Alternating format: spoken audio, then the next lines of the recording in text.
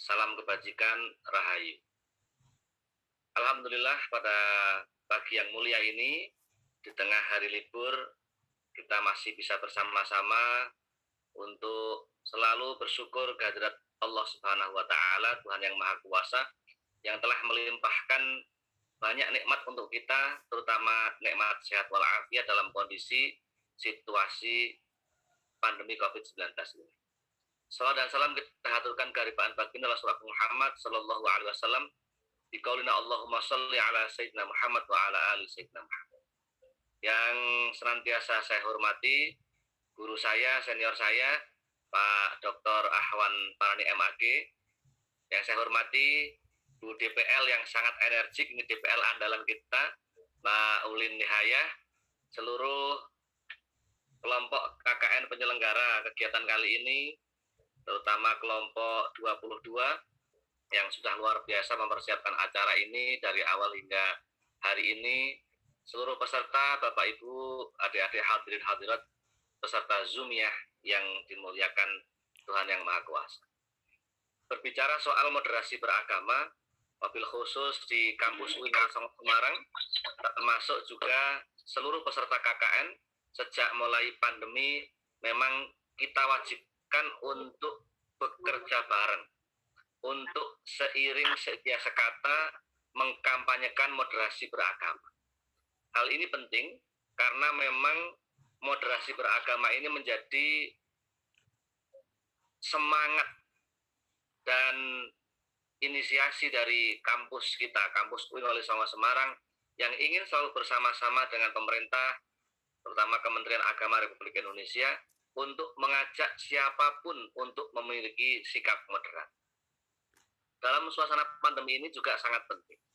Ketika ada orang yang terpapar COVID-19 misalnya, sudah tidak perlu bertanya lagi, agamamu apa?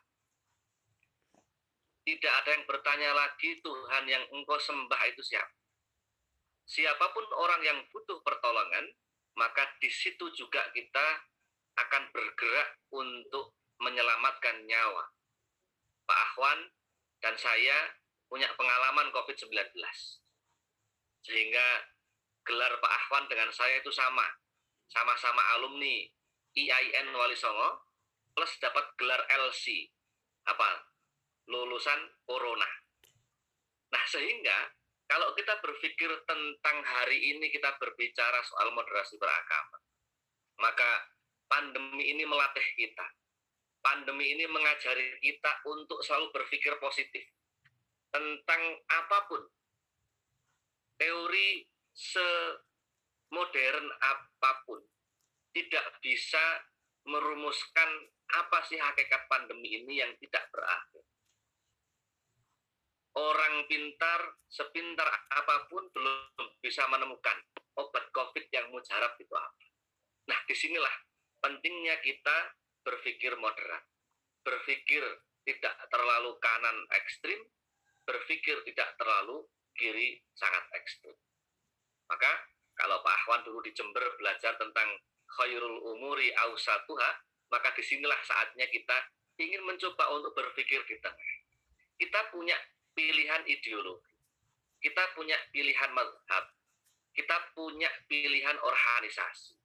Tetapi yakinlah bahwa itu semuanya adalah bagian dari ikhtiar kita untuk menjadi wasilah, untuk menjadi perantara, bahwa saya memilih organisasi tertentu, saya memilih jalan berpikir seperti ini.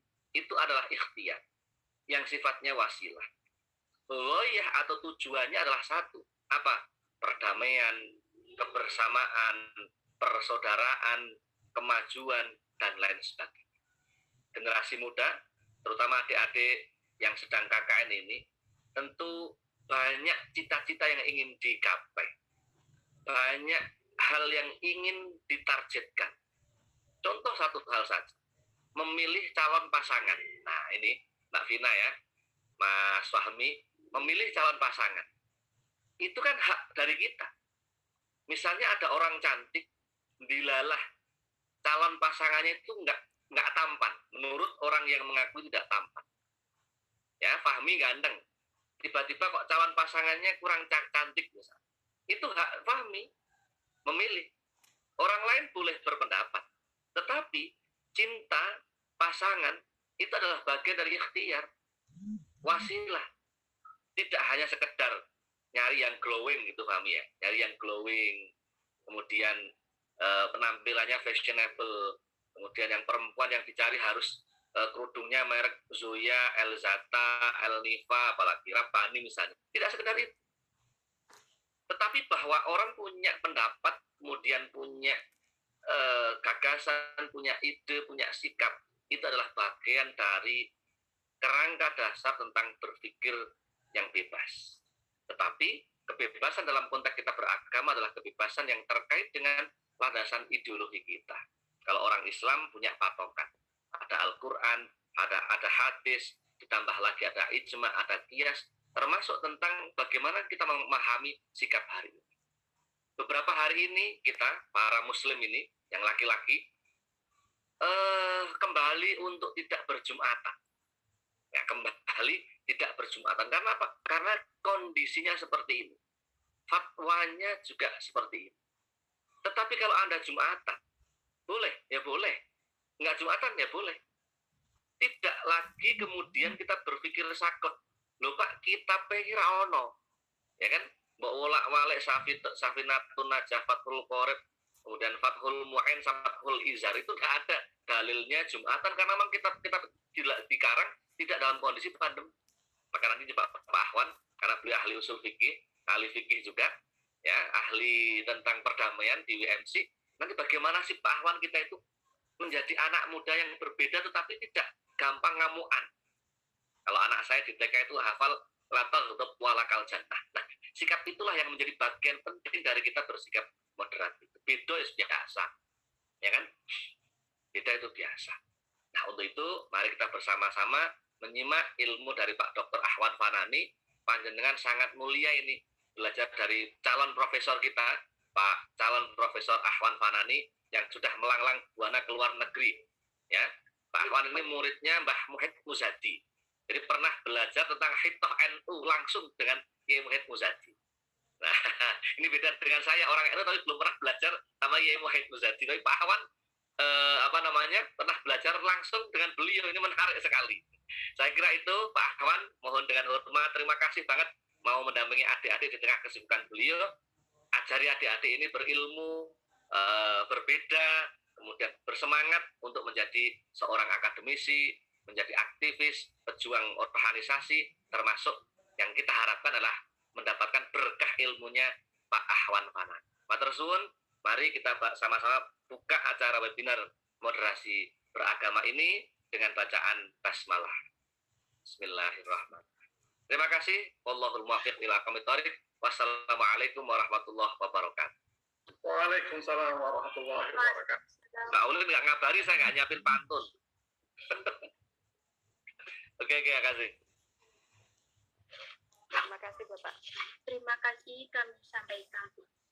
Acara selanjutnya yaitu doa. Doa akan dibawakan langsung oleh kepada Saudara Anggit Purwonegoro. Kepadanya kami persilahkan. Ya, untuk memperlancar acara webinar moderasi beragama ini, mari kita berdoa bersama-sama minta kepada Allah Subhanahu wa taala agar acara ini dapat berlancar.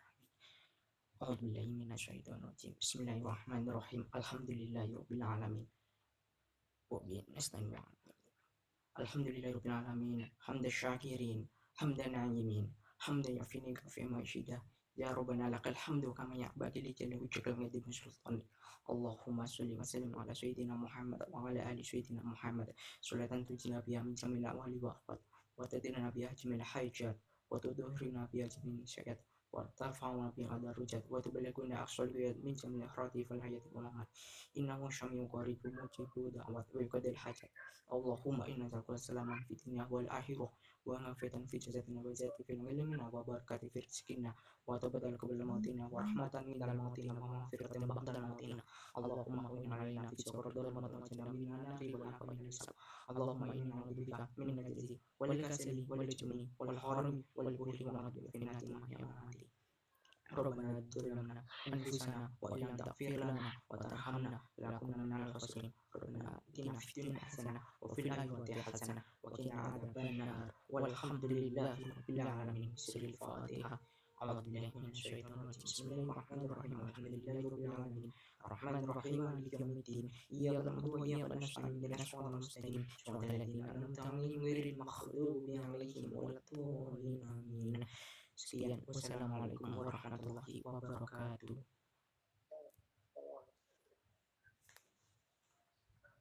Waalaikumsalam warahmatullahi wabarakatuh. Terima kasih kami sampaikan.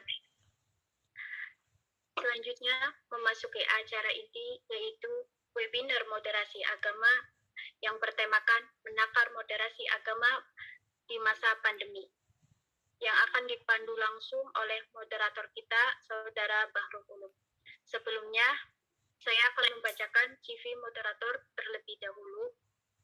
Nama Bahrul Ulum, nomor telepon 0895 3374 75930. Domisili Pedurungan Semarang. Pengalaman organisasi Koordinator Forum Remaja Palang Merah Indonesia Kota Demak tahun 2016-2017. Cukup sekian dari saya. Apabila ada kalimat yang salah dan kurang berkenan di hati kalian, saya mohon maaf sebesar-besarnya. Wassalamualaikum warahmatullahi wabarakatuh. Kepada Saudari Bahrul Ulum, silakan untuk memimpin. Waalaikumsalam warahmatullahi wabarakatuh. Terima kasih. Terima kasih Mbak Vina atas waktu dan tempatnya. Sebelumnya langsung saja ya. Assalamualaikum warahmatullahi wabarakatuh.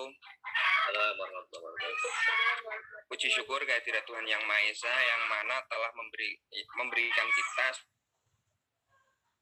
dan kesehatan sehingga kita mampu berkumpul dan mengikuti acara webinar meskipun via virtual. Setidaknya kita masih tetap ada rasa semangat ya. Nah, pada kesempatan kali ini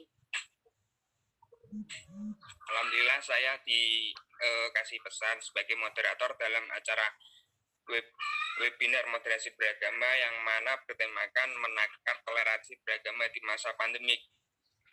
Nah, di masa pandemik ini kita tahu bahwa semua keseluruhan yang ada di Indonesia terutama ya, itu merupakan virtual online, kegiatan semua online, virtual dan lain sebagainya. Namun di balik virtual online ini pun ada sedikit manfaatnya, yang mana banyak sekali kegiatan, yang mana banyak sekali konflik-konflik agama yang ada di Indonesia sedikit menyusut untuk yang bersentuhan fisik, sedikit hilang, antara konflik sedikit mereda. Nah, namun di era pandemi ini banyak sekali kasus-kasus yang saling hujat katakan netizen ya, saling hujat antara satu dan yang satu agama dengan agama yang lain. Nah, dari hal inilah kami kelompok KKN kelompok 22 berinisiatif untuk membuat webinar moderasi beragama yang mana menakar toleransi beragama di masa pandemi. Nah, meskipun seperti ini, seperti apa yang disampaikan oleh Bapak Rizka sama Mi sama Ibu Ulin yang mana tadi telah disampaikan bahwa dalam materi seperti inilah beliau narasumber kita nantinya Dr. Afan Afnani sangat cocok untuk sebagai sebuah narasumber ya.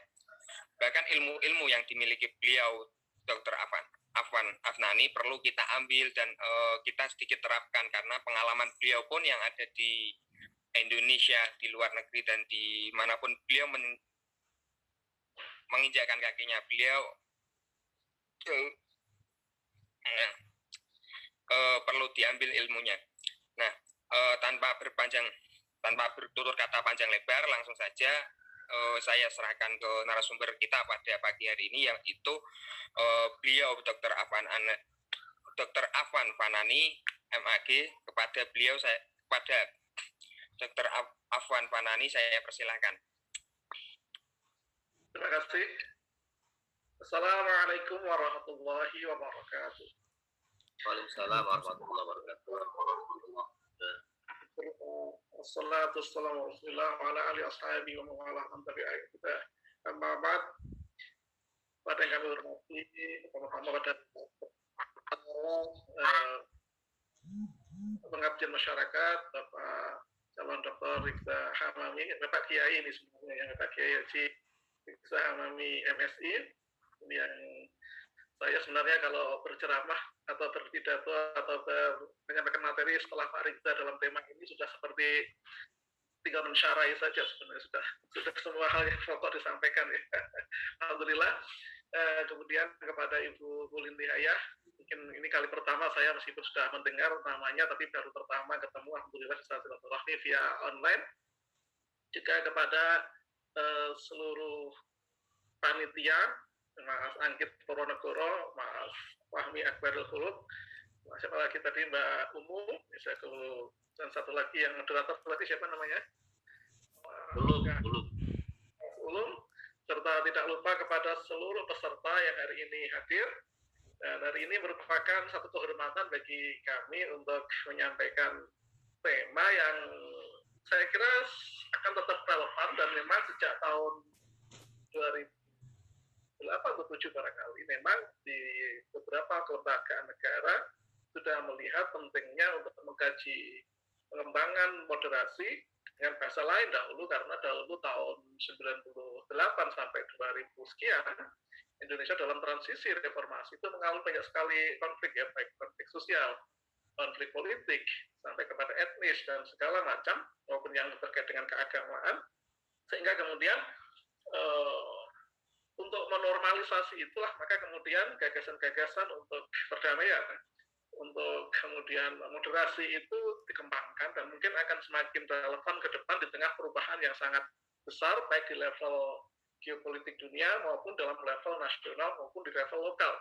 Dan hari ini tadi sudah saya sampaikan presentasi, tapi saya akan ngomong secara santai aja ya, mensyarai Pak Rikza saja lah, saya kira-kira begitu.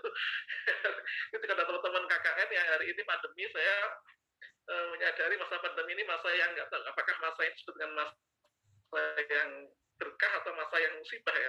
Tapi kalau dalam konteks ini malah kita mungkin ada manfaatnya juga, webinar bisa dari mana saja dan orang ikut dari mana saja bisa. Itu mungkin nilai positif yang bisa kita ambil dari pandemi ini.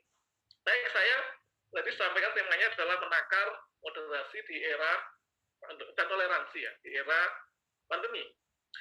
Ya hadirun rahimakumullah, ini setengah rokok ceramah saya khutbah Jumat bahwa hari ini kita akan menyampaikan satu, kalau kita bicara hukum itu ada namanya genealogy of knowledge ya, ada genealogi pengetahuan yang akarnya sampai kepada yang disebut dengan namanya archaeology of knowledge ya. Jadi arkeologi pengetahuan dari mana kita akan melihat itu. Jadi bahwa di dunia masa modern ini dan masa setelah Perang Dunia Kedua sebenarnya konflik besar itu berkurang di dunia itu. Tetapi yang kecil-kecil, yang levelnya di tingkat negara, di tingkat sosial, itu tampaknya tidak kemudian juga berhenti, tapi mengalami persebaran yang sedemikian. Artinya apa? Bahwa upaya manusia menuju peradaban untuk lebih stabil itu orang sudah mengatakan negara yang paling berhasil sekarang adalah negara Eropa, karena apa? Mereka dulu itu negara paling banyak perang dunia kedua itu korbannya jutaan orang Eropa itu habis bunuh-bunuhan ya. Tetapi mengalami transformasi, sekarang dia punya namanya lembaga semacam Uni Eropa, sehingga mereka bisa punya Schengen itu semacam visa bersama, sehingga orang dan tingkat konflik di Eropa itu berkurang. Tapi di negara-negara berkembang seperti kita memang ada transisi pembangunan sosial yang tidak mudah, apalagi di era pandemi ini. Maka secara presentasi ini saya lihat bahwa ekses beberapa problem saat ini dihadapi. Sebelum ini ada tema yang saya tambahkan dalam hal ini, yaitu tentang pandemi, bahwa globalisasi itu sangat besar ya, bahwa orang mencoba menemukan diri perubahan yang This meeting is being recorded. ada banyak Di dunia itu ada namanya futurologi. Futurologi itu ramalan-ramalan terhadap dunia ke depan. Ada beberapa futurologi yang dianggap berpengaruh, tapi juga riskan. Seperti misalnya Samuel Huntington meramalkan terjadi clash of civilization. Ini kan sudah satu ramalan itu repot. Ramalan itu meramalkan sesuatu yang terjadi, tapi karena orang melihat itu juga, maka jadi percaya dan seolah akan mewujudkan itu. Jadi seolah-olah dunia akan mengalami clash itu secara global. Maka saat ini kita lihat bahwa itu tidak besar. Pertama, kegelisahan yang lahir dari globalisasi sendiri. Di Inggris ada itu sebenarnya kasus di mana orang khawatir bahwa di Inggris akan muncul para pendatang-pendatang yang mengambil alih pekerjaan mereka. Dan maka dia keluar kompetisi itu muncul di seluruh dunia. Apalagi terakhir ditambah lagi dengan COVID ini. COVID ini sekarang adalah fenomena global. Ya, tergantung orang mau percaya atau tidak, dia tetap ada di masyarakat itu yang percaya. Ada yang percaya sekali ya COVID itu ada. The recording has stopped. Percaya. This meeting is being recorded. Ada lagi yang kurang percaya. Ada lagi yang macam-macam ya. Jadi kita lihat di masyarakat itu peta mengenai COVID ini beragam.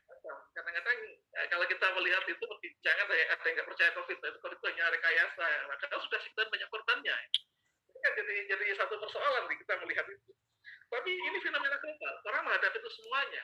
Dan di tengah pandemi ini, inilah tantangan. Karena di tengah kesulitan itulah orang akan mengalami tekanan besar. Tekanannya apa? Tekanan ekonomi, tekanan sosial. Kita sampai saat ini bersyukur bahwa kita masih stabil ya. Kalau saya melihat kita masih stabil ya sampai setahun pandemi ini ya, setahun stabil. Tapi inilah tantangan bahwa kita akan menghadapi kesulitan-kesulitan yang besar ke depan yang harus siap-siap.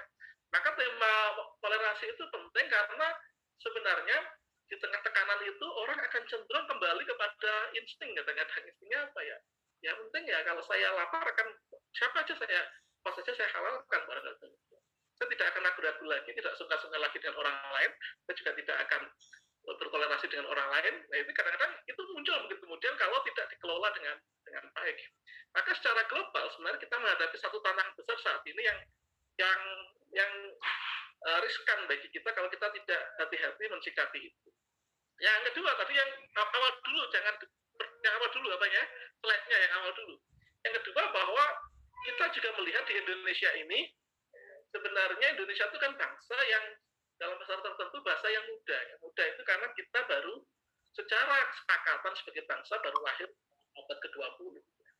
Bahwa eksis bangsa Indonesia sejak dahulu kala, tapi secara kesadaran untuk bersatu, kesadaran untuk menyasar diri satu itu kan baru tahun-tahun 1900-an. Dan di dalam proses itu tidak mudah sekali ternyata untuk bisa sampai kepada kesepakatan. Di dalam penelitian saya maupun yang lain, nampak bahwa Indonesia itu mengalami siklus.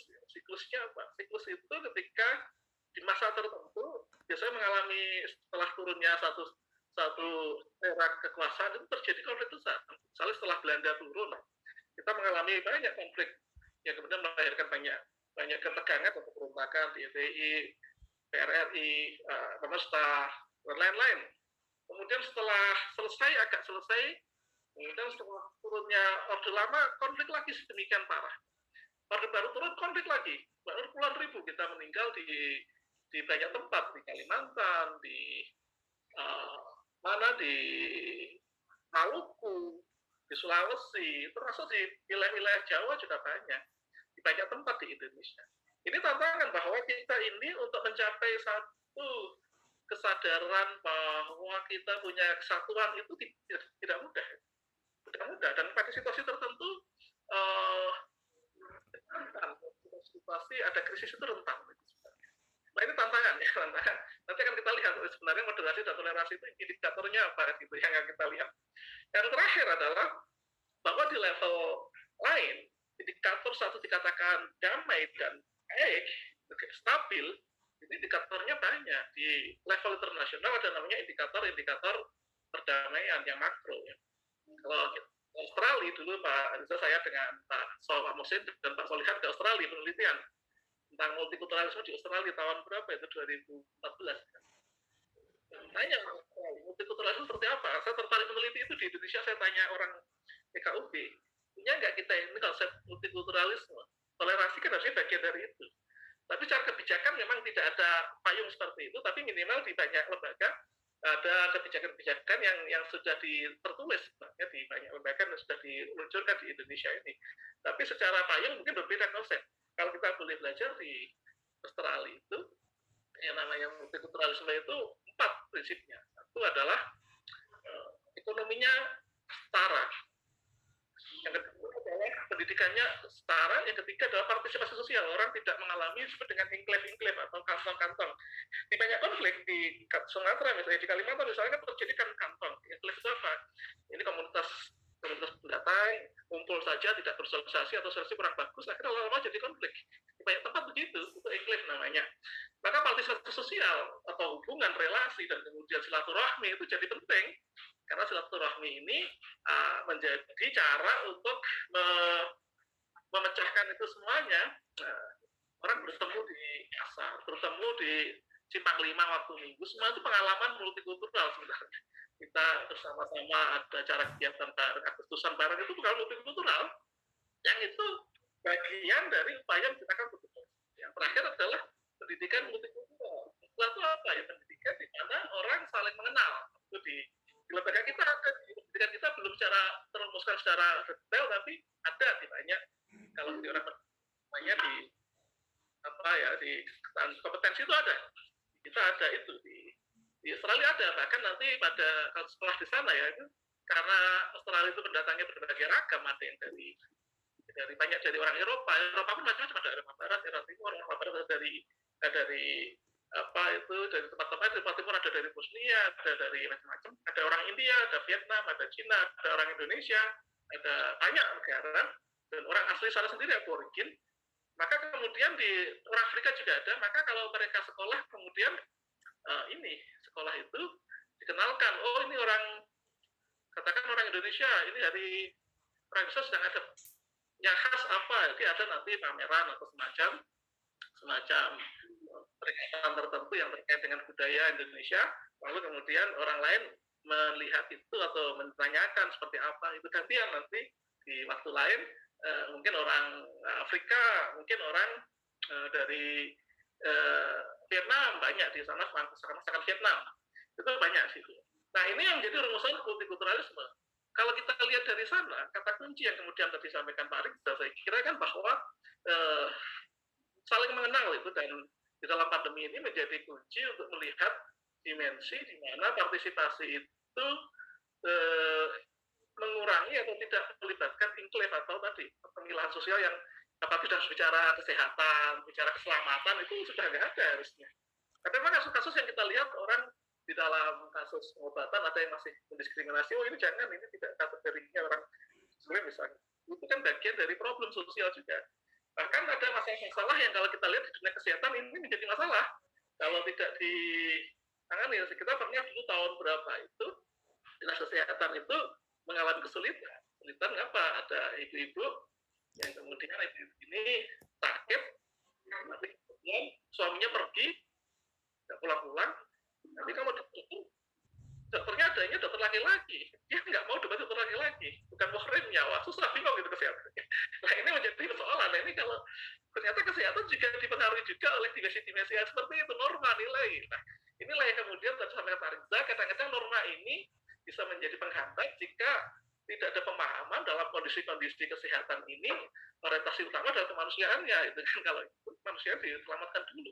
Dalam agama kan juga ada bahwa ada prioritas tertentu adalah menjaga manusia atau akhirun nafas, menjaga jiwa, itu prioritas. Gitu kan. Harusnya kan begitu cara melihat skala prioritas.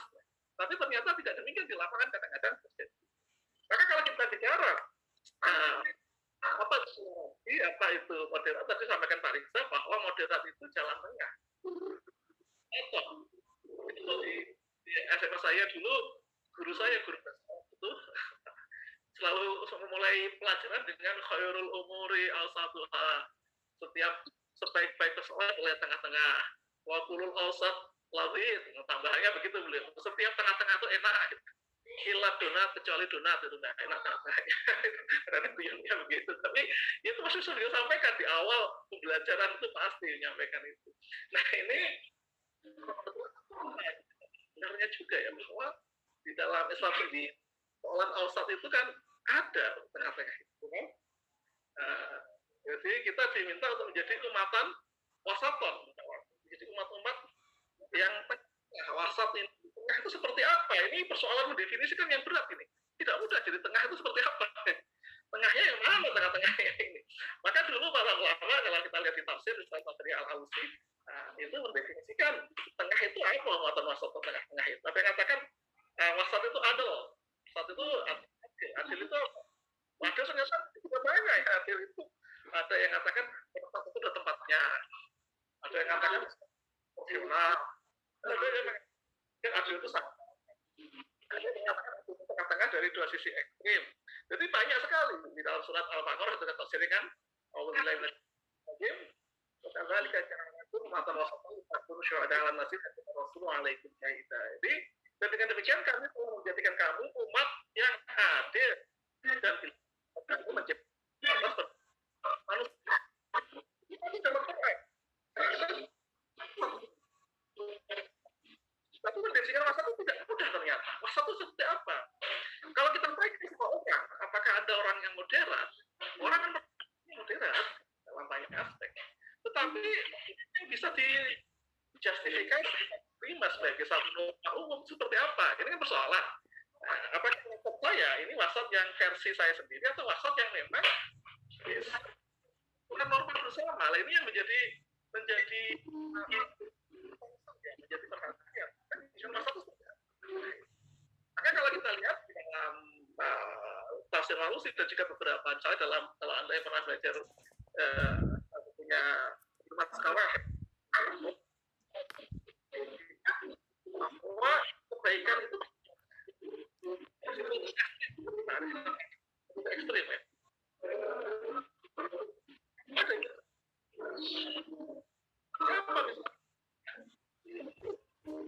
Dia menyatakan begini, orang dermawan itu orang yang bagaimana? Dermawan itu tidak pelit.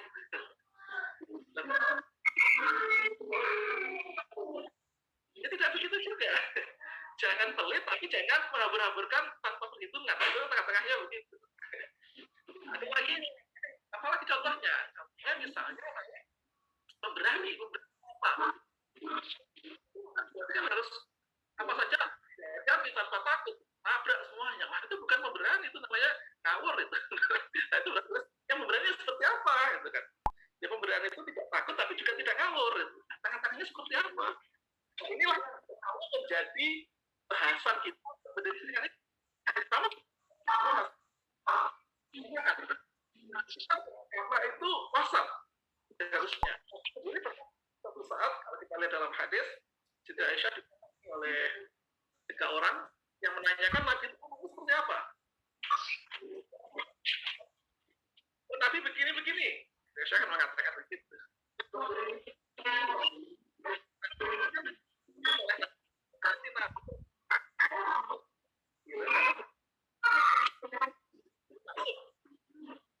Kemudian caranya apa?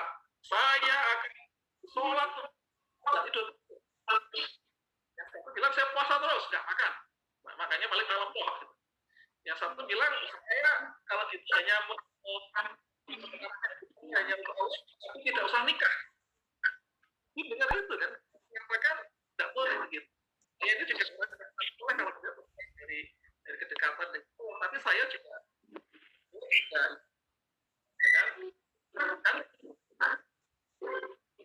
menikah, begitu kan? Jadi ternyata sahabatku mencari itu tidak mudah. Nabi begitu, kan ya?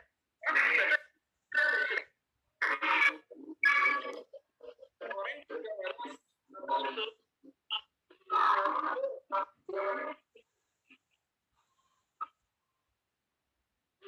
orang juga harus jujur dan orang tapi juga menikah itu semuanya keseimbangan inilah yang kemudian ditafsirkan sebagai bentuk keseimbangan di dalam kehidupan ya itu kan kalau orang tidak dapat dunia nggak keurus kalau dunia kan jauh dari keseimbangan dan akhirnya moderasi menyeimbangkan Jadi tadi Pak Rizal mengatakan orang berbagai elemen macam-macam, pikirannya beda-beda. Liroksen, royun, setiap orang punya kepala, punya pikiran sendiri-sendiri. Bagaimana menyeimbangkan itu di ruang yang sama. Kalau ruangnya beda sih nggak ada masalah. Problemnya kan kita di ruang yang sama.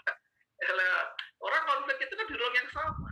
Kalau ruangnya beda nggak ada masalah. Satunya tinggal di hutan, satunya di sawah, satunya di sungai gitu. Meskipun jungkir balik nggak akan bertengkar. Kenapa? Ruangnya beda. Dan contohnya kan kita hidup di ruang yang sama. Ruangnya sama, dikatakan di masyarakat yang sama, di lembaga yang sama, di negara yang sama, lah ruangnya sama ya. Nah itu pasti kan jadi persoalan. Bagaimana saya tinggal di ruang yang sama?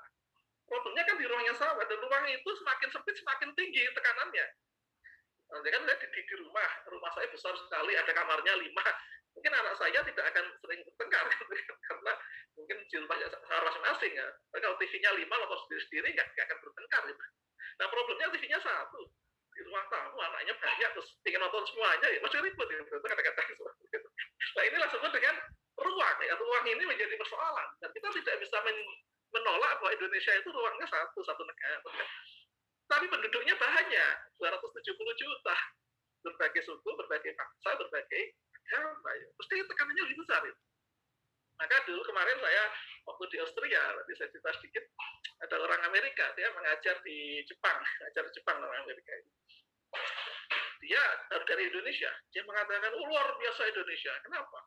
Negara segitu beragam, ada 300 bahasa, pulaunya banyak, dengan masyarakat yang ya tingkat resikonya tinggi, tapi masih bisa bersatu, dia bilang gitu.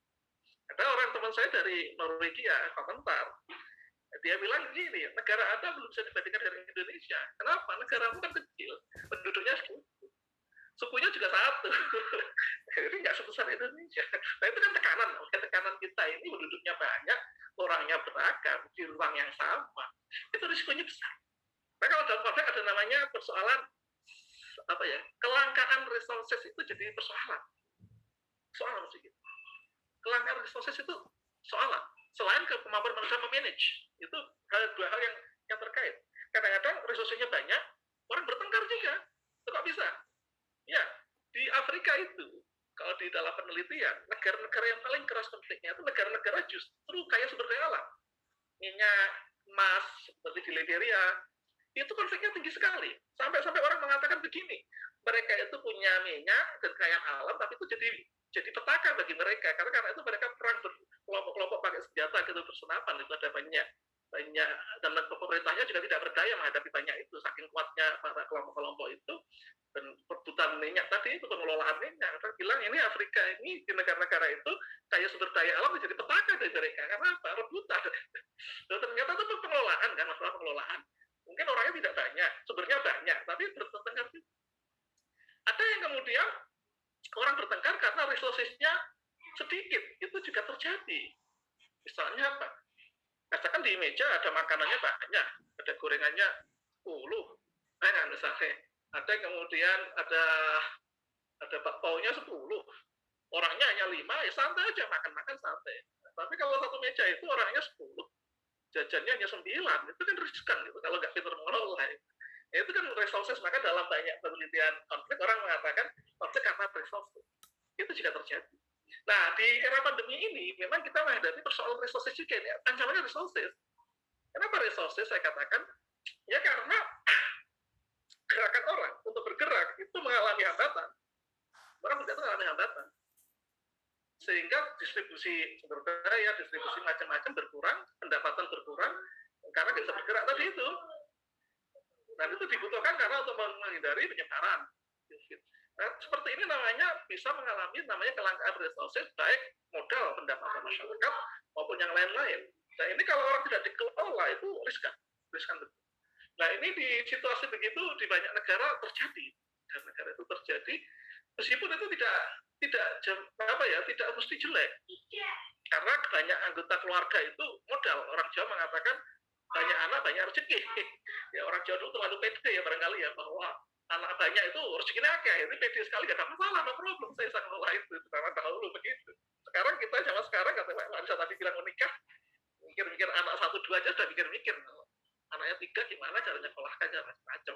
Tapi orang dulu pede sekali, banyak anak banyak rezeki, Ya ada betulnya apa? Ternyata di negara-negara tertentu tidak punya penduduk tuh bingung. Orang Jepang itu pada nggak mau nikah sekarang itu. Sehingga sampai dia tuh punya kementerian atau departemen menjodohkan warganya agar mau menikah. Nah kalau mereka tidak menikah, ya kan? Tidak menikah, lalu nggak punya anak, ya kan? Lalu kemudian generasi Jepang yang muda itu siapa? Kalau mereka punya pabrik, pabriknya itu harus berkembang dalam ekonomi kapital itu harus berkembang. Kalau nggak berkembang berarti kan mundur. Nah, jadi doktrin ekonomi itu kalau tidak berkembang itu mundur, dianggap itu kemunduran. Nah, terus yang ngelola siapa itu semuanya itu? Mau nggak mau kan mendatangkan orang luar. Lah kalau orang luar tinggal nanti bisa diramai juga satu saat. Misalnya kan begitu. Nah ini jadi dilema di banyak negara maju. Bahkan di Singapura. Singapura itu penduduknya itu warga ada penduduk beda ya. Warga itu yang punya memang dia penduduk apa orang penduduk yang punya KTP dan itu memang warga. Kalau penduduk yang penting tinggal. Penduduk Singapura itu separuh lebih atau 55% itu pendatang. Jadi ada kalau pagi dari Malaysia ke Singapura itu ngantri orang Malaysia bekerja di Singapura. Sorenya rombongan orang Malaysia bermotor-motor gitu ngantri keluar gitu, ramai gitu. Karena apa? Singapura kekurangan penduduk, Jerman kekurangan penduduk. Indonesia ini kebanyakan penduduk, gitu kan. Maka orang mengatakan ini bonus demografi katanya gitu kan. Ya karena kalau penduduknya banyak bisa kerjakan banyak hal sebenarnya. Tapi kalau tidak dibuatkan tempat, lapangan dikelola, ini juga masalah. Nah, inilah seni ya, dalam seni mencari. Nah, maka kembali ke toleransi di era pandemi ini, memang satu-satunya cara orang di tengah keterbatasan, di tengah itu saling bergabung. Kalau tidak saling toleran, tidak saling bahwa oh saya sama punya kebutuhan itu bisa bersikap ya penting untuk saya sendiri kan. Itu yang penting saya. Kalau sudah yang penting saya ini jadi susah itu. Jadi akhirnya memang riskan konflik rawan. Maka di banyak negara yang miskin pun banyak yang bertahan hidup. Kenapa? Karena mereka saling memahami, saling berbagi, ya kan? Saling memahami, saling berbagi, dan mereka tidak ya, saling membantu, gitu kan? Membantu. Jadi siapa pun dibantu. Sehingga itu jaminan sosialnya tinggi, sehingga meskipun kondisi pas-pasan, tapi mereka hidupnya. Sebaliknya, kalau orang tidak punya toleransi, berprinsip yang penting di dalam bisnis usaha saya yang penting dapat banyak misalnya begitu, dan tidak memperhatikan kemudian distribusi, maka itu akan menjadi tantangan. Maka dalam agama juga dikatakan disuruh zakat. Alasannya apa? Di alayakuna dulatan bainal aghnia. Ya agar tidak uang itu muter-muter di kalangan orang kaya terjadi kesenjangan, kecemburuan dan tengah. Kan gitu kira-kira. Maka itu bagian toleransi juga dalam konteks tertentu. Jadi toleransi itu pengennya jadi luas ada dalam konteks keberagamaan. Karena agama juga menentukan cara kita melihat persoalan. Ya kan? Ada toleransi dalam konteks sosial, ada toleransi di dalam konteks politik, ada toleransi di tingkat ekonomi dan macam-macam ini yang harus sinergi. Nah, agama sebagai satu norma yang semakin kuat di era modern karena sejak tahun 80-an di Indonesia itu muncul kesadaran beragama yang kuat. Karena semakin kuat. Orang Indonesia itu zaman itu muncul kelas menengah yang merasa mampu dan merasa kering keagamaan, semakin sadar agama. Dan muncul banyak kajian-kajian macam-macam yang kemudian kita lihat pusat puncaknya pada reformasi ini. Banyak kelompok-kelompok macam-macam, banyak beragam keyakinan, ideologi, banyak aspirasi yang beragam dibandingkan tahun-tahun 70-an, di mana orang relatif masyarakatnya lebih, ya ada perbedaan, tapi secara segregasi atau variannya tidak sebanyak sekarang ini. Ya, sebanyak varian sekarang ini tahun 80-an mulai kajian-kajian kampus macam-macam, orang jadi beragam dan ini yang menjadi tantangan kemudian, apalagi kalau kemudian mengembangkan pikiran bahwa kebenaran yang ini harus benar dan harus dijadikan ukuran dalam aspek tertentu pada orang lain dalam ruang yang sama. Ini jadi kemudian menjadi satu ketegangan tersendiri. Itu juga bagian norma. Tapi agama juga bisa menjadi norma yang baik. Norma yang baik apa? Oh ini berzakatlah, berinfaklah, bantulah orang di saat pandemi ini. Gotong royong.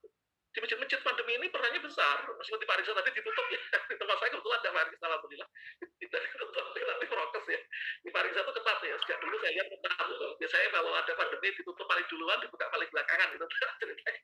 Dan saya termasuk saat lalu ditutup, tapi ini tampaknya hati-hati tetap dibuka, tapi dengan prokes yang agak tinggi. Kadang-kadang zakat dibagikan untuk melihat orang agar yang tidak mampu itu itu juga muncul masalah. Itu masalah misalnya ini ada orang tidak mampu, orangnya 2 keluarga non muslim diberi benda itu, lah itu jadi perbincangan masyarakat itu, boleh diberi benda itu ya.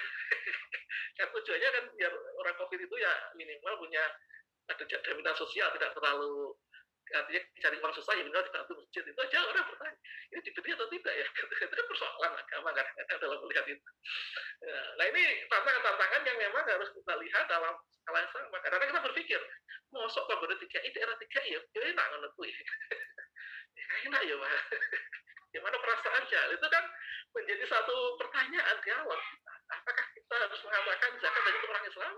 Ataukah kata Pak Farid Islam mungkin inilah di luar buku kadang-kadang kita selesaikan. Di bukunya ya zakat diutamakan untuk khotumin agniyaihim wa tuqatu ila fuqaraihim, diambil dari orang kaya ya, dikembalikan pada orang fuqaranya. Nyanya siapa? Nah, ini kan dua tafsir. Ada yang katakan diambil dari orang Islam, dikembalikan pada orang Islam. Kalau nggak Islam nggak boleh zakat, tidak zakat meskipun miskin kali apapun. Meskipun tanggung dari 3i, dia sudah 3i lah. Aduh. Tapi kadang-kadang kita melihat kok nggak enak gitu. Nah inilah rasa toleransi atau rasa ya, rasa hubungan tadi itu. Kemudian nanti berpikir, ya kita biar tafsirnya diganti aja. Saya pakai itu, ganti pakai itu. Diambil dari lingkungan mereka yang kaya, dikembalikan juga pada lingkungan mereka dulu lah. Kalau lebih dari yang lain. Nah, berarti karena tadi yang non-muslim itu juga dari lingkungannya, nah, berarti ya diberi juga.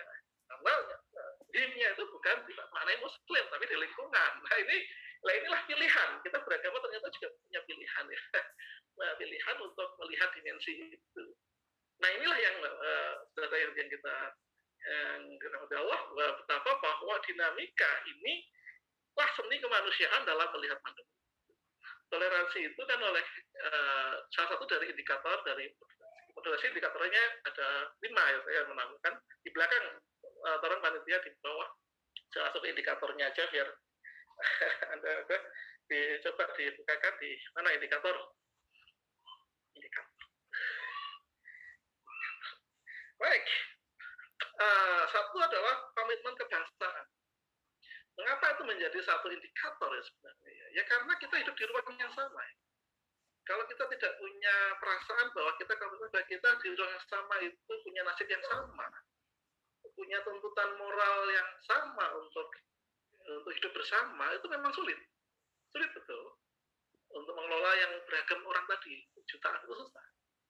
Maka kebangsaan itu menjadi satu indikator moderasi, karena dengan kesadaran itu, dengan ikatan itu, orang minimal menyadari bahwa di ruang yang sama itu mereka punya komitmen untuk hidup bersama. Karena komitmen hidup bersama sebagai satu kesamaan sebagai warga bangsa, mungkin akan muncul ikatan tertentu yang membuat orang bisa melihat dimensi keanekaragaman itu dengan dijembatani oleh perasaan yang sama itu. Kalau tidak ada perasaan itu, dia akan melihat sendiri-sendiri sebagai entitas yang tidak terikat satu dengan yang lain. Atau dengan ikatan yang berbeda-beda. Ada ikatan agama sendiri, ikatan suku sendiri, ikatan kelompok agama sendiri, ikatan politik sendiri. Tapi yang menyatukan apa? Ikatan itu. Itu yang agak sulit kalau tidak memiliki komitmen kebangsaan atau rasa, itu susah. Karena kita hidup di ruang yang sama, di ruang negara Indonesia yang beragam. Maka kebangsaan minimal menjadikan satu modal untuk punya perasaan satu hubungan rasa dari orang yang berbeda-beda itu. Nah ini maka kemudian menjadi indikator moderasi, memungkinkan terjadinya stabilitas. Yang kedua, toleransi tadi yang kita bahas ya. Toleransi itu di ruang yang sama, orang menyadari bahwa meskipun sama, itu ada bedanya. Bedanya, dan kita menoleransi itu apa? Ya menerima beberapa aspek. Toleransi perbedaan, sama dengan keluarga dan dengan Pak Rizal. Mungkin ada satu keluarga yang suaminya semangat, gitu. Atau sebaliknya istrinya semangat, suaminya agak siang. Kalau itu enggak siang tapi rajin misalnya. Jadi kalau tidak bertoleransi bisa bertengkar terus kan. Dibangunkan susah sekali tiap hari rame. Bangun ribut kan. Karena tidak mentoleransi bahwa ada pola tidur yang berbeda misalnya begitu. Pola tidur yang berbeda antara suami dan istri. Itu hanya contoh ya betapa bahwa toleransi itu sebenarnya melihat bahwa di tengah kesamaan itu pasti ada beda. Dengan kadang nggak bisa dipaksakan ya. Misalnya istri saya sukanya dengan suka bawang, saya nggak suka bawang gitu lah. Saya kalau dibelanjakan bawang banyak-banyak nggak terlalu suka itu. Kalau disuruh terus ya repot. Nah, itu kan harus mentoleransi bahwa kalau masak kalau yang untuk saya ya jangan terlalu banyak bawangnya. Kira-kira begitulah dalam hal tertentu itu namanya toleransi, karena kalau tidak ya maka akan riskan untuk selalu memperdebatkan itu dalam hal yang sebenarnya tidak terlalu signifikan. Yang ketiga adalah anti kekerasan. Ya memang satu moderasi itu harusnya diselesaikan dengan jalan damai. Ini yang tidak mudah. Kekerasan itu kan banyak dimensinya. Orang kadang berpikir bahwa saya benar kekerasan itu menyelesaikan masalah, tetapi kenyataannya di dalam banyak aspek orang mencapai kemanusiaan tertinggi, kualitasnya justru masa damai. Maka kalau saya melihat dulu ketika rame-rame antara Indonesia dengan Malaysia hampir clash itu dalam rame-rame Sipat dan Sikit dan kemudian kasus lagi Natuna itu ada yang semangat ayo kita perang gitu. Saya bilang perang itu di dalam pikiran kita tuh enak gitu, tapi kalau terjadi udah enak juga. Sama dengan di Indonesia sendiri ya, kan ada kasus Papua, kasus Aceh. Gitu. Hasil perangnya atau tidak? Ya tidak mudah. Karena kalau orang memerangnya terlalu keras, itu akan timbul dendam yang tidak selesai. Justru urusannya panjang sekali. Tapi kalau tidak diselesaikan ya repot lah. Gimana caranya? Mencari titik tengah dari kebutuhan stabilitas, sekaligus tidak menimbulkan rasa dendam dan sekaligus agar orang itu mau membangun. Itu caranya piye? Ini kan butuh kreativitas tertentu. Nanti kekerasan itu kan kreativitas. Karena perang itu pasti kegagalan komunikasi pasti. Maka dikatakan komunikasi perundingan gagal perang. Setiap perang itu jadi perundingan gagal, bicara gagal itu pasti. Maka sebenarnya kemampuan berkomunikasi itu yang menjadi kunci seni itu menjadi kunci agar tidak terjadi kekerasan. Nah, bagaimana caranya? Nanti ada cara sendiri ya, mungkin nanti kalau di WFC ada materi khusus yang pakar Bu Eli itu pakar komunikasi non-nir kekerasan itu Bu Eli yang pakar Pak Sultan gitu yang ahli. Kemudian ada akomodasi budaya ya, budaya itu bagian dari toleransi juga ya, memang bahwa di dalam masyarakat yang satu ruang tadi ada namanya kalau kita bicara multikulturalisme ada namanya culture group, kelompok-kelompok budaya. Budaya itu apa ya? Seluruh keunikan manusia dalam konsep tertentu, karena kelas, karena status, karena norma, karena tertentu itu namanya budaya. Nah, ini yang menjadi sulit adalah bagaimana kita dididik sama dengan tadi. Maka komunikasi budaya itu bagian dari toleransi sebenarnya, toleransi. Tapi tentu orang punya budaya berbeda-beda dalam konteks tertentu. Dalam hal misalnya, ya, yang satu punya budaya kalau anaknya besar diberikan sepeda, yang satunya enggak, anaknya disuruh prihatin. Nah, itu kan itu culture satu dalam menyikapi harta. Itu juga kebudayaan, culture. Ada kelas nanti sifatnya kelas-kelas, ada kelas sosial, ada kelas kelompok-kelompok motor, kelompok agama, kelompok budaya lain, etnis. Semuanya punya kultur masing-masing. Di kita di Jawa Tengah ini relatif sebenarnya secara kelompok kulturnya nggak terlalu banyak dalam konteks etnisitas nggak terlalu kompleks. Nah kalau kita lihat di Jawa dan luar Jawa itu kan menentukan kelompok budaya ini. Di Jawa, entah di Jawa Tengah, di Jawa Timur, Jawa Barat, terusnya banyak konflik itu dasarnya adalah kelompok kultur agama. Karena etnisitasnya tidak terlalu dominan, tidak terlalu kompleks. Beda ke luar Jawa, hampir konflik di luar Jawa, entah itu di Kalimantan, di beberapa wilayah Sulawesi, Maluku, atau di NTB, sampai kepada bahkan di beberapa wilayah Sumatera. Itu varian suku kuat. Karena lebih kompleks.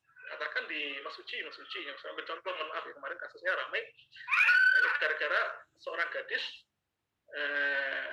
dari orang asli situ naik motor melewati kampungnya orang Bali.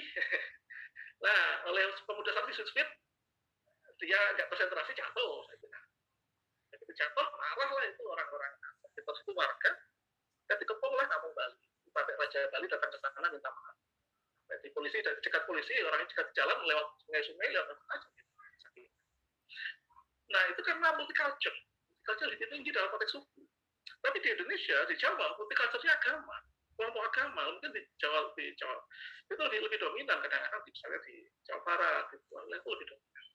Di Indonesia ada dua, maka konflik-konflik penuansa sara di Indonesia itu yang paling utama agama dan suku.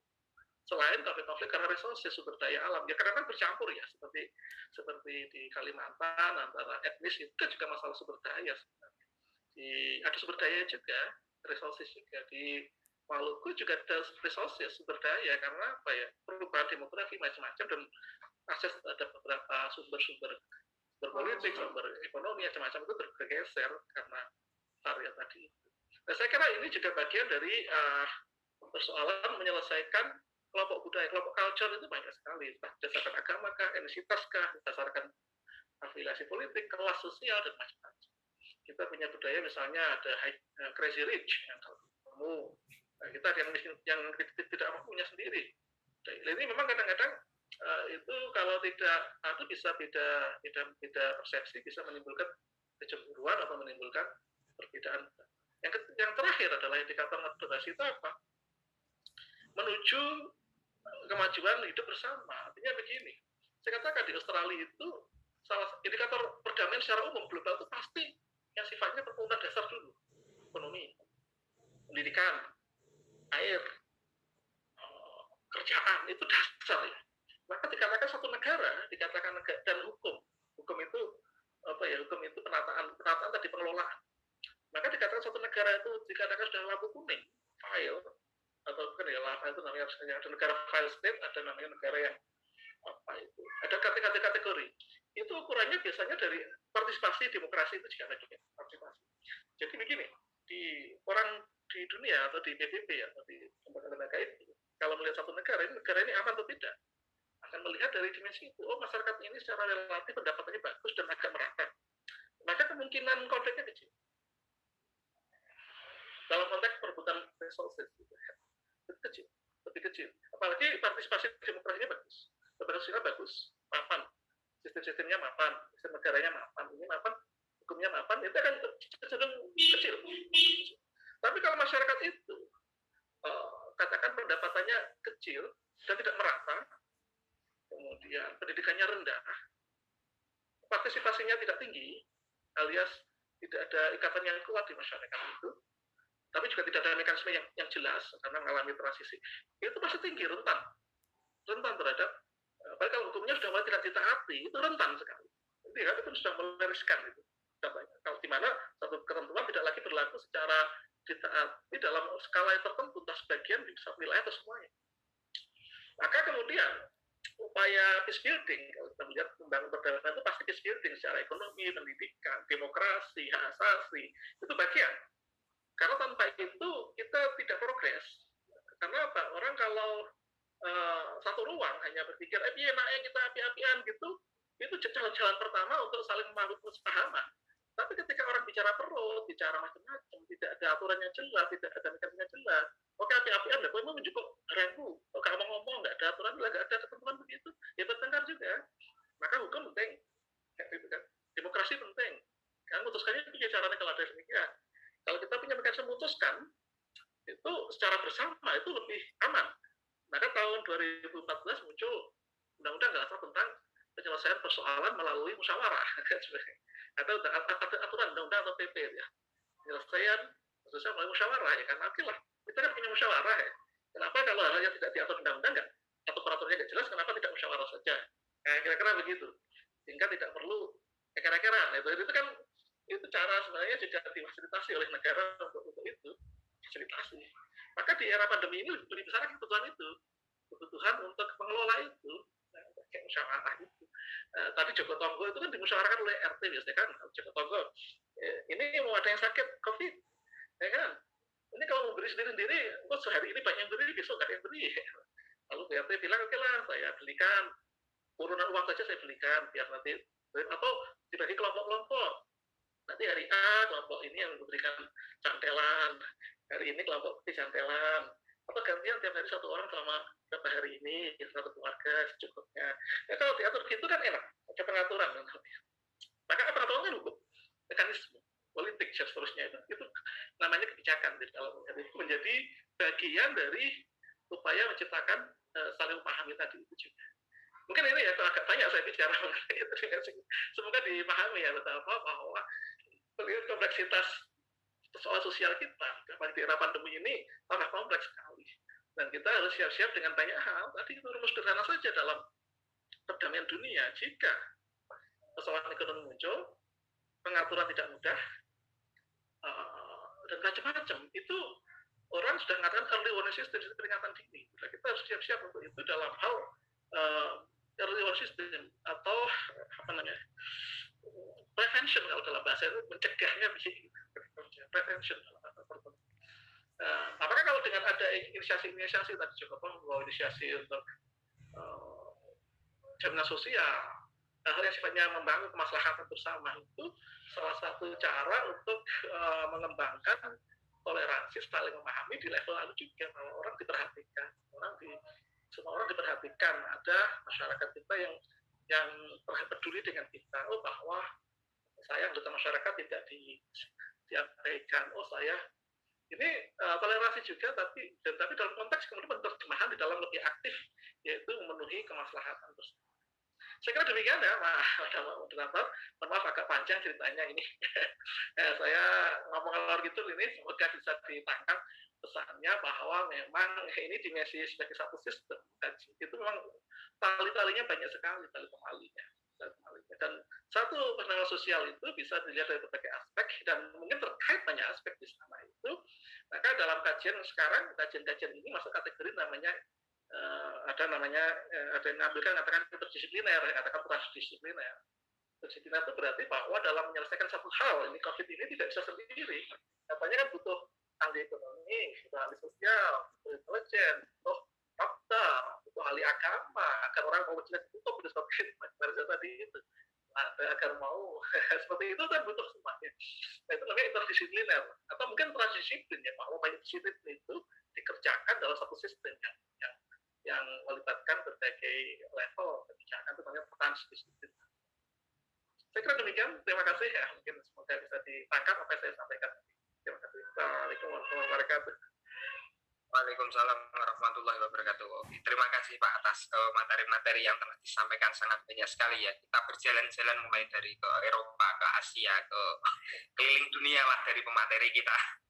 Oke, mungkin pada sesi kali ini saya buka 3 penanya ya. Sesi bertanya jawab, saya buka 3 sesi pertanyaan ya. Mungkin pada sesi ini tidak ada yang boleh tanya tentang bagaimana cara kita mendaftar cari jodoh orang Jepang ya, karena tadi sudah disinggung oleh Bapak Afwan yang mana di sana sudah ada pertanyaan sendiri.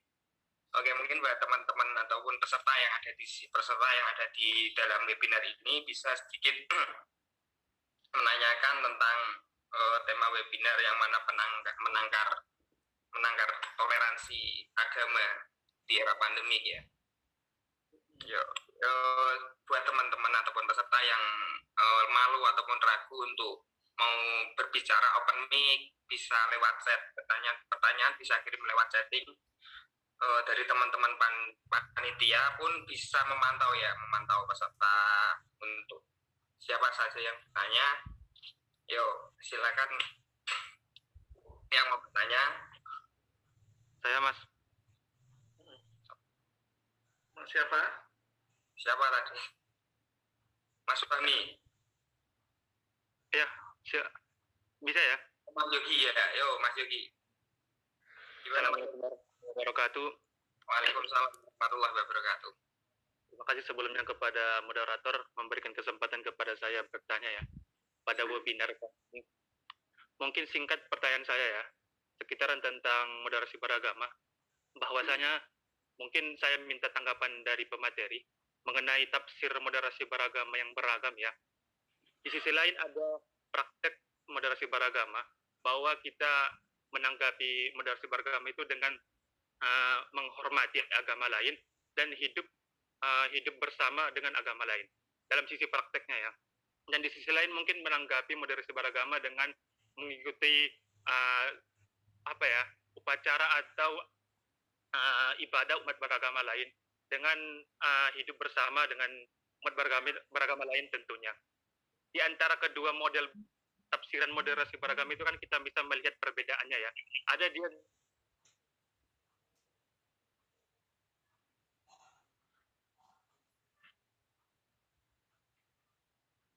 menghormati tersebut, tidak mengusiknya ataupun tidak mengganggunya. Dari hal tersebut kan kita bisa menilai ya bahwa cara tafsir beragama itu beragam. Dari kedua hal tersebut bagaimana tanggapan pemateri mungkin terkait dengan fenomena tersebut. Terima kasih Pak Moderator. Oke, terima kasih Mas Yogi atas pertanyaannya ya. Mungkin dari apakah ada yang mau bertanya terlebih dahulu? Gimana Pak? Mungkin langsung menjawab dari pertanyaan Mas Yogi ataupun langsung kita tunggu? Satu-satu ya. Oke, satu-satu ya. Mungkin dari pertanyaan Mas Yogi ya, bagaimana sih tafsiran moderasi beragama yang mana dalam prakteknya kita berada di ruang lingkup mereka orang-orang kita minoritas berada di suatu wilayah, sedangkan untuk upacara pribadian sendiri kita ikut dan lain sebagainya. Nah, tafsiran moderasi beragama seperti itu deh. Kadang menjadi problem di dunia maya. Problem di dunia maya. Ya, jadi begini, prinsipnya kan bahwa kita ini kan berbeda, kelompok culture berbeda ya, kelompok agama berbeda kan. Ya. Tidak mungkin disamakan juga, dan pada saat itu tidak mungkin disamakan, dan harus tidak disamakan suatu saat. Kalau menyamakan namanya bukan toleransi dan bukan budaya, itu namanya kan menseragamkan. Ya, itu menseragamkan namanya, menyeragamkan diri. Tetapi kan begini, di dalam perspektif asasi manusia itu kan juga melandaskan kita untuk bicara mengenai toleransi. So, agama itu hak individu maupun hak komunitas tertentu. Karena hak, maka di negara kita dikatakan di Undang-Undang Dasar setiap warga negara berhak untuk menjalankan percaya dan menjalankan kepercayaan itu dengan agama kepercayaan. Maka sebenarnya kalau kita bicara moderasi, levelnya kalau cara mengenai hak warga dalam beragama, hak warga itu ada levelnya beragama. Bagi orang lain yang bukan agama yang sama, levelnya apa? Yang paling rendah adalah membiarkan. Membiarkan itu gampang, tapi nggak gampang loh, Mas. Membiarkan itu nggak gampang. Ya, Mas? Iya. Di situ, ojo nek kono kuwi ganggu aku kan ngono kan. Kan susah Mas, itu susah kan membiarkan aja. Tidak selalu membiarkan itu gampang loh.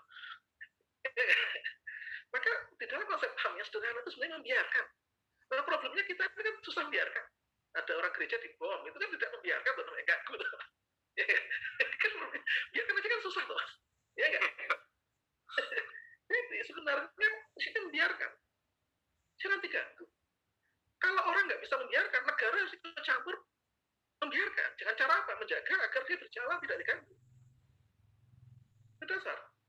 Maka kalau kita moderat harusnya membiarkan sepanjang tidak mengganggu. Misalnya apa? Ya kalau mengganggu itu apa? Kalau ibadah itu sampai jam 1 malam rame-rame keras-keras nggak bisa tidur itu mengganggu namanya.